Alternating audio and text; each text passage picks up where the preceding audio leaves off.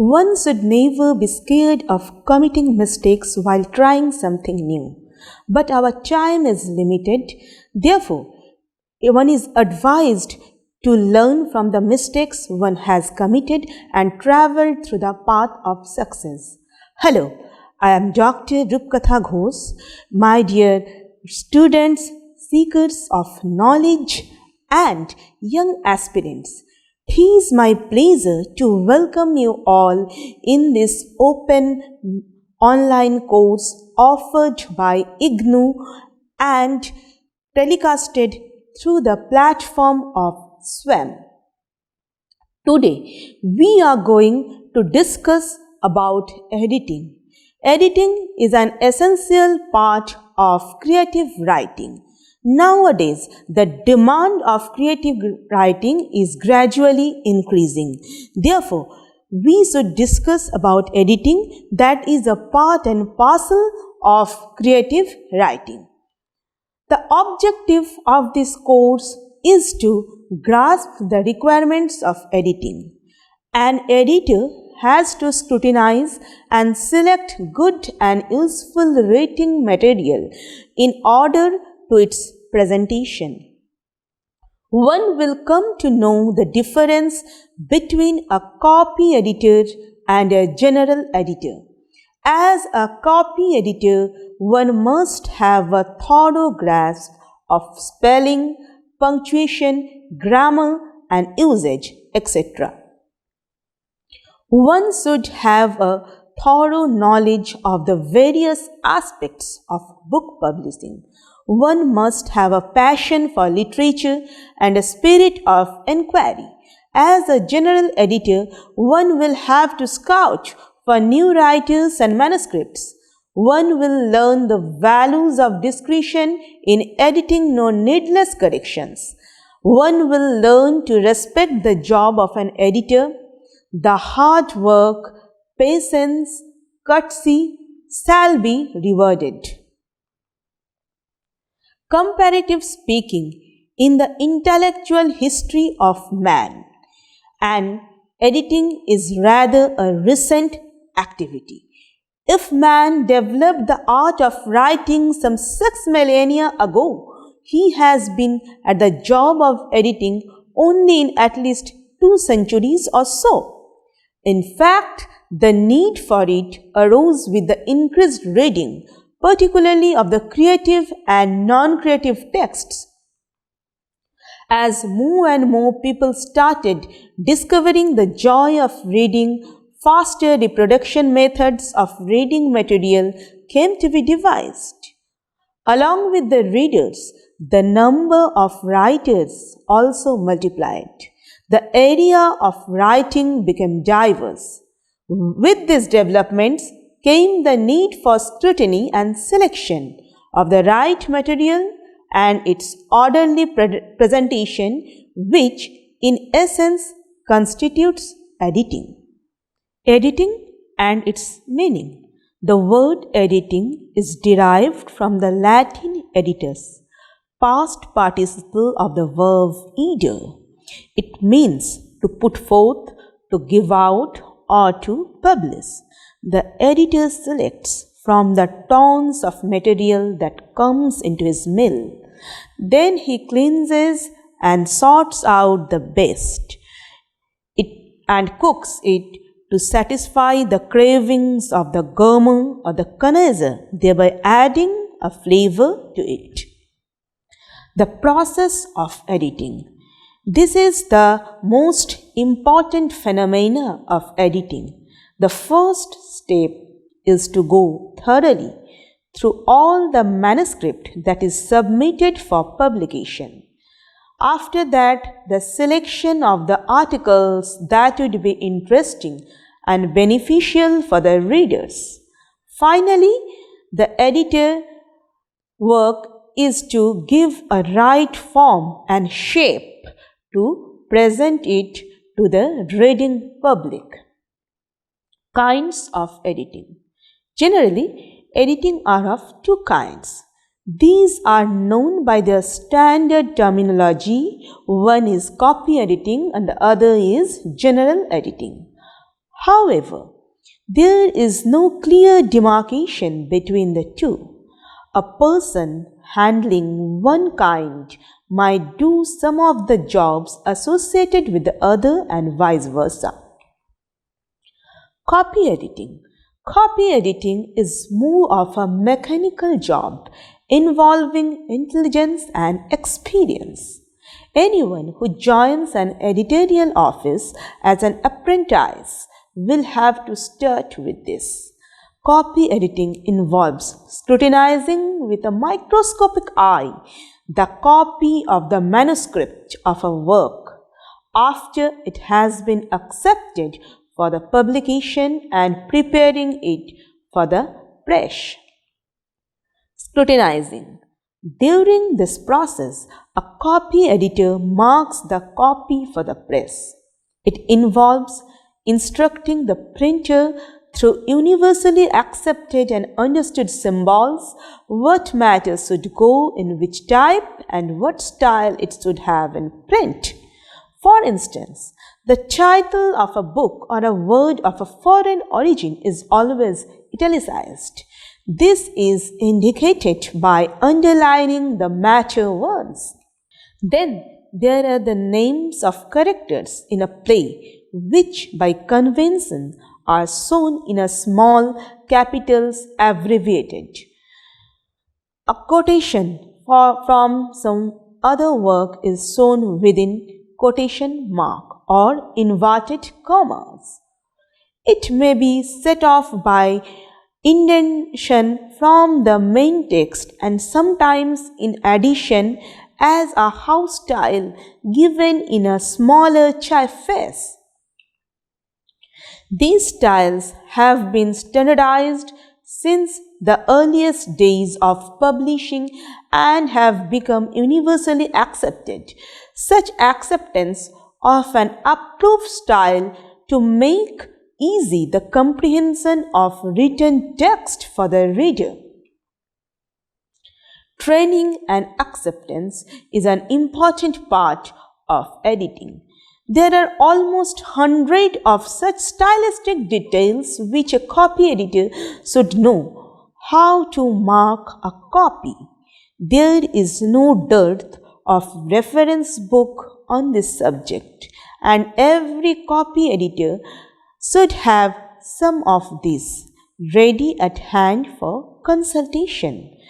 But when it comes to learning a course of apprenticeship under a senior editor in a publishing firm will be more helpful than mere reference book. Spelling and punctuation is given an utmost care. There is yet another thing a good copy editor has to be proficient in. He should take special care of spelling and punctuation. It is of the greatest importance that copy to be correct in this respect. For this, the copy editor should be familiar with the standard spellings. He should have a keen eye or ear for diction. Faulty expressions, quaint and infelicitous words should be queried. That is, a reference be made promptly to the senior editor or the author. A copy editor should also be careful about facts and dates. Grammar and usage. One should have a sound knowledge of grammar and its usage of the language. The manuscript is generally passed on the copy editor after the general editor has done his part. But it is still possible that both the author and the general editor might have slipped up on the point of grammar and its usage. The copy editor will earn their gratitude if he points out such lapses. This is also one of the ways to train himself to become a general editor in due course of time. Dressing a copy. It means it is a job of the copy editor to dress the copy. Although the editor always remains behind the screen, it is on his enterprise that the fate of a publishing firm or a literary paper or magazine hangs. It is to provide proper titles, headlines, subheadings, and cross-headings. Again, one has to be done in consultation with the senior editor and the author. A copy editor should have an easy access to an array of different reference materials. These are dictionaries, encyclopedias, guidebooks to style and usage, thesaurus, and a who's who. All these materials ensure the accuracy of the work. One should never be tired of consulting such materials if he is a good copy editor. Needless to say that one will be able to accomplish all this successfully. A copy editor should have a thorough knowledge of various aspects of book publishing and techniques of printing. Also, one should have a passion for literature and an eye for detail and spirit of questioning. There is more serious and more responsible and also the more respectable level of editing and general editing.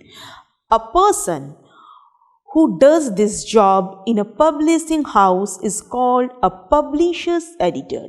A person who works in a periodical press or a journal is known as a literary editor.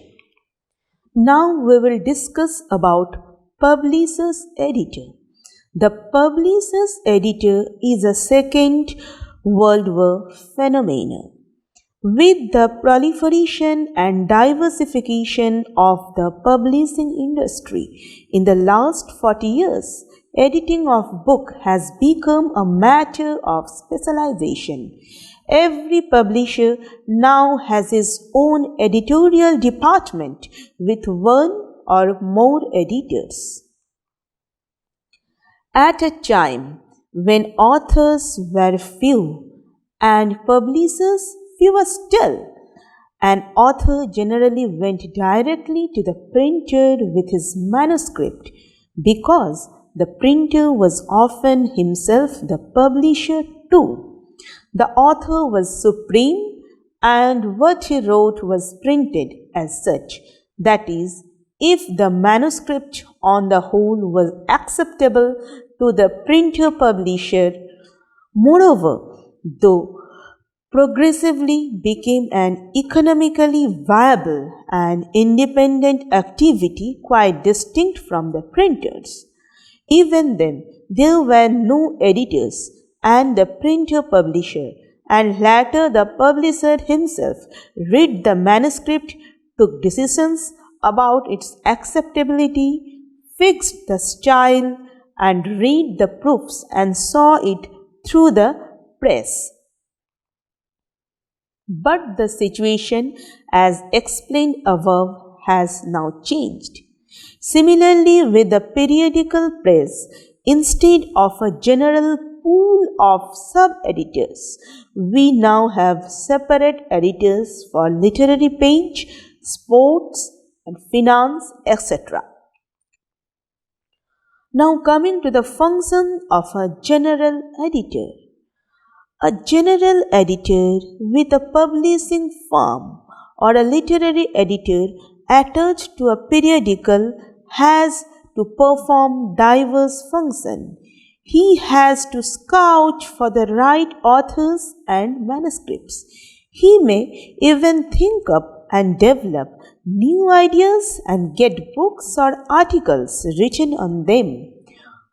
From the manuscripts that pour, he has to decide what fits best into his scheme or framework, what goes well with his readers, and then select accordingly. Conclusion. Now coming to the conclusion, we may say Thereafter, one has to go through the manuscripts and see what editorial changes are necessary. Although the editor always remains behind the screen, it is on his enterprise that the fate of a publishing firm or a literary paper or a magazine hangs. Therefore, we can say the fame, the success of a publishing house depends on the expertise of an editor. To become a successful editor, one has to be a successful author and he has a thorough knowledge about different editorial things such as style and guidelines, grammar and usage, and all these aspects of creative writing. Thank you.